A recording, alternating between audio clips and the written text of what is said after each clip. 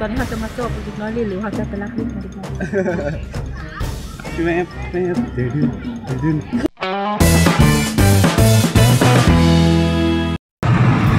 ตอนนี้กำลังเจอรถอยู่แกร็บเนาะก่อนอื่นก็สบายดีท่านผู้ชมเปิดคลิปเลยสวัสดีท่านผู้ชมวันนี้พบกับเอ็ดซาวท่านพบกับนานาคนเดียววันนี้ชิพาเลาะคนเดียวตอนนี้เขากำลังจะรถไปที่จุดหนึ่งของไซงอนแล้วเราเห็นเขามาถ่ายที่แล้วแล้วก็รีบนำ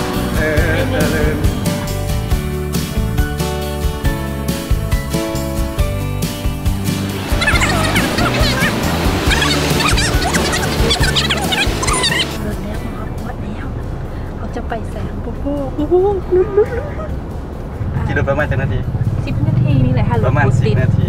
แต่ว่าฉลายทางโค้งไปฮอตวันนั้นนะมันจะติดหลายสมัยก่อน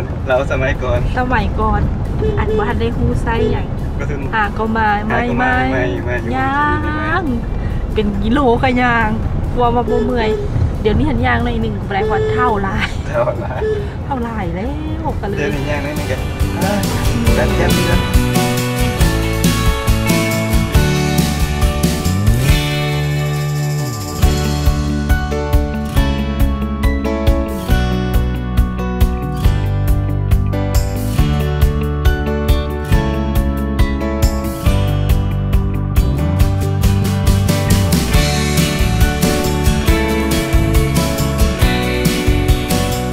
ตอนนี้เขาอยู่ไซเจ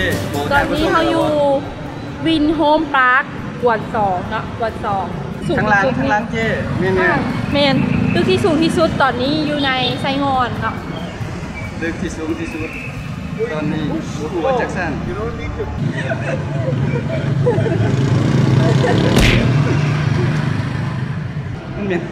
มันเป็นเต่าอีหยังวะจำยังมากอันนี้เป็นพระเจ้าจูดอันนี้แปลว่าคือคล้ายๆวันศิลป์อย่างก็มักจูดสินะไปไหมตำรวจที่อย่างตำรวจมากระซวยอย่างโคได้ดับเพลิงเท่านั้นนี่ทางดับเพลิงลากไปใส่รถก็จะวินหัวเนื่อยๆแค่โคท้าว่าดีกว่าจอดเลยขนาดที่โบขึ้นไปแล้วมันจะพอลงเองรถน้ำหนักไป9 แคลอรี่ตอนนี้นะรถน้ำหนักไปจะแคลอรี่แหละหลายแคลอรี่เดี๋ยวมาเบิ่งเลยก็จะมีขึ้นหลายฟังฝุ่นเมนกวนโหมดนะเจ๊มีเมนครัวที่ข้างจะถ่ายอาจจะทานทุกจัดทุกคนก็จะถ่ายถูกนี่คือตึกที่สูงที่สุด1 2ทำไปฮะถ่ายรูปพ่ออะไรมันก็ไปเขาจะไปจุดใหม่ไปใส่กีริบหลงว่าขึ้นมาเมื่อน่ะเดี๋ยวไปรีบมีลิฟต์เด้อขนาดว่า1 นาฬิกาสั้นเนี่ยจะเลยนะโอ้ยเกือบเปลี่ยนสภาพแล้วครับลิฟต์มาแล้วที่2 สั้นยังไงที่2 สั้นไปสั่นไปดินเลยสั่น-1นี่วะสั่นไปดินสั่น-1แกเท่ากัน5เลยดู5 4 3 2เชในทั้งภาพนิ่งเราทำเกินไว้คนเดียวมันมีบอลปิ้งย่างนำข้อชิพาไปฝึกบอลปิ้งย่างที่จะมาตั้งแคมป์เหมาะแก่การที่จะมาเข้าด่าหรือว่าจัดปาร์ตี้ตอนนี้เขาจะหยุดอยู่บอลในกองเพื่อถ่ายถ้าต้องหาเพลงมาเฮ็ดแจ็คมิวสิก1 Every night in my dreams I see you I feel you That is how I know you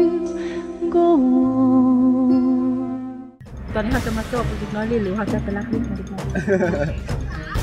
แม่ดื้อคือมันคืออะไรอ่ะเงาะปลากูได้เอาไว้ใหม่มาปกเบิ่งนั่นนะสิเนี่ยเด็กน้อยเลยอยากเล่นอยู่แต่ว่าเนี่ยไปละอายเด็กน้อยเด็กน้อยหลายเด็กน้อยลายเกินไปอันนี้ปกติแล้วนั่นนะมักเนี่ยเด็กน้อยอยู่แล้วตาเดียวนะตาเดียวยังก็แจ็คสไปโร่กับจานแจ็คสไปโร่ เขาจะขึ้นไปเล่นว่าเขาจะขึ้นไปเล่นดีมันจะโอเคอยู่ดิเด็กลิ่นอยู่ดิ ยังลินอยู่ไหมเดี๋ยวหาไปพุ่นมีเหือเฮ้ยแบบมันเหมาะมาก เฮ้ยไททานิกเด้มันฮอตบอลที่ว่าปิกนิกแล้วมองแกการปิกนิกเขาก็จะขอเขาไปกินเดี๋ยววะถ้ายังมีโอกาสแบบนี้ ให้จะขับไปจอยให้จะขับไปจอย นี่สลอกสลีนะยังให้บ้านเฮาเฮ็ดแบบนี้เนาะ ส่วนเจ้าอนุการพูดโบราณมันน้อยน้ำท่วมขึ้นมาฮอตเทิงแล้วขึ้นมาฮอตเทิงเลยอันนี้มันเป็นอย่างเกาะคาทบเนี่ยเป็นจุดถ่ายรูปอันหนึ่งจุดชมวิวมันเป็นจุดถ่ายรูปอันหนึ่งแต่ว่ากระงามเวลาเราถ่ายรูปไต่ไฟแล้วเขาจะเป็นตะพุดเขาบอกเข้าตะพุดไม่ขึ้นตรงนี้เขาบอกเข้า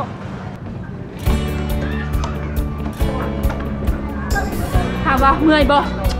ต้องสู้บ่เมื่อยเลยเพื่อรูปที่ดีงามแล้ว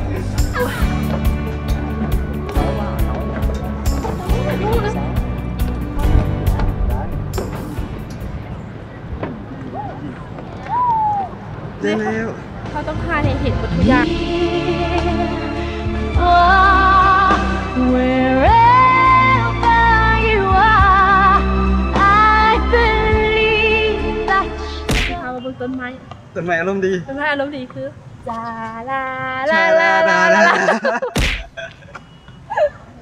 เป็นไปได้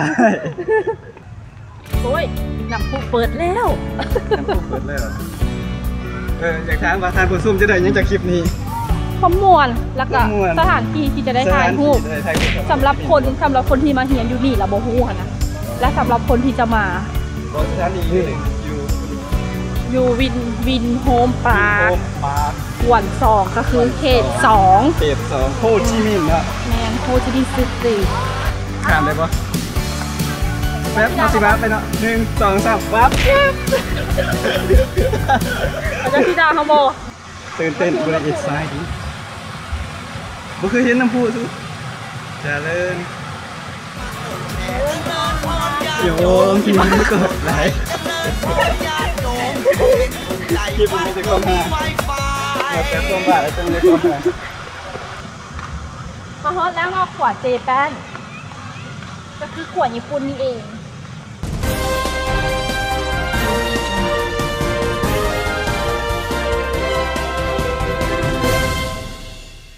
ขณะนี้ตื่นเต้นหลายคันนี้ทุกคนกำลังจับต้องไปการถ่ายรูปทุกอย่างเลยผู้เฒ่าก็สามารถถ่ายรูปได้เนาะตื่นเต้นหลายตอนนี้ข่าวสดข่าวห้วนกับมือมาตามเข้ามาได้ที่วินโฮมปาร์ค